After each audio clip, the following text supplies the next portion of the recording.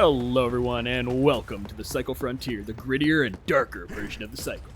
Please keep in mind for the duration of this video, all information is subject to change, as this is taken from the closed beta and we still don't have a release date yet. As well, all footage of the game is taken from the beta, so keep that in mind.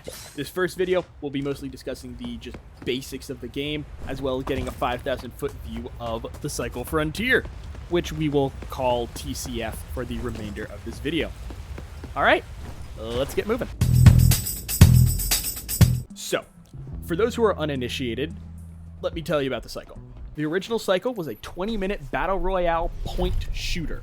The point of the game was to drop in solo, duo, or squad, get the most points by completing certain quests you can see here.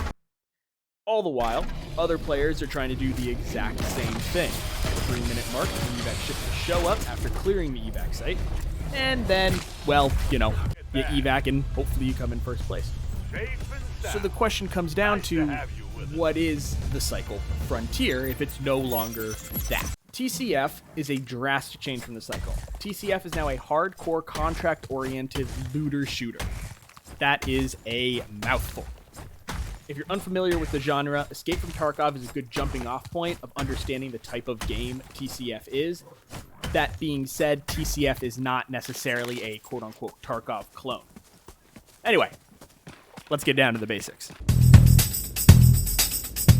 Unlike in the original cycle, where you just drop to the planet and start the game with a quasi-loadout you need to buy while in the game, TCF instead has you drop on the planet with a predetermined loadout that allows for 2 weapons, a backpack, helmet, and armor. Once you have all your meds, armor, weapons, and truly don't forget your ammo, you will drop to the surface. Unlike in the normal cycle, or the old cycle for lack of a better term, where you had somewhere upwards of 20-minute queue times, there is no queue times. The moment you hit deploy, 5 to 7 seconds later, you are on the planet. Aha! Before you hit deploy, though, you're missing contracts. Much like an old cycle, there are 3 factions, Korolev, Osiris, and ICA. Each faction has certain contracts for you, and as you level up with each faction, you will gain XP points that, at a certain level, unlock new contracts and better weapons. Unlike in old cycle, where it was a passive gain of XP while you play the game, with a faction that you can only pick one of, TCF allows you to take one contract from each faction, so at times you can complete several different contracts on the exact same drop. Alrighty, now that you got your gear, you got your contracts, it's time to go planetside. Congrats and welcome to Fortuna 3. You're going to die. The name of the game, it's hardcore.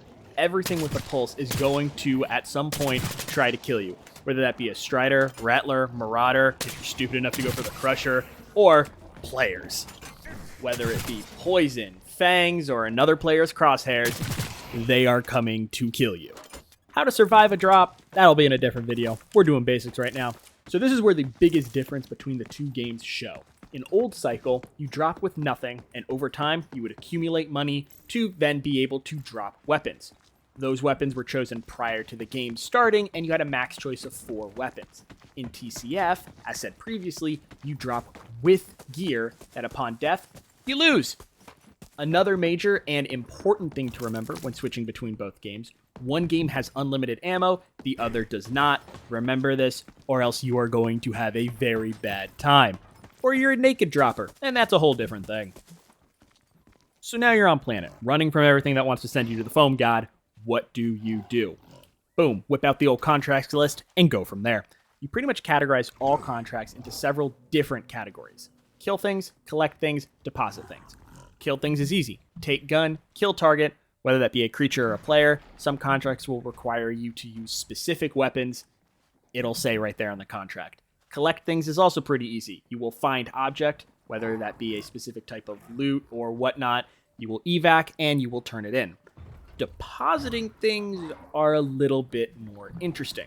For these missions, you will need to take a certain item and go to a specified dead drop, where you will then be able to deposit said item.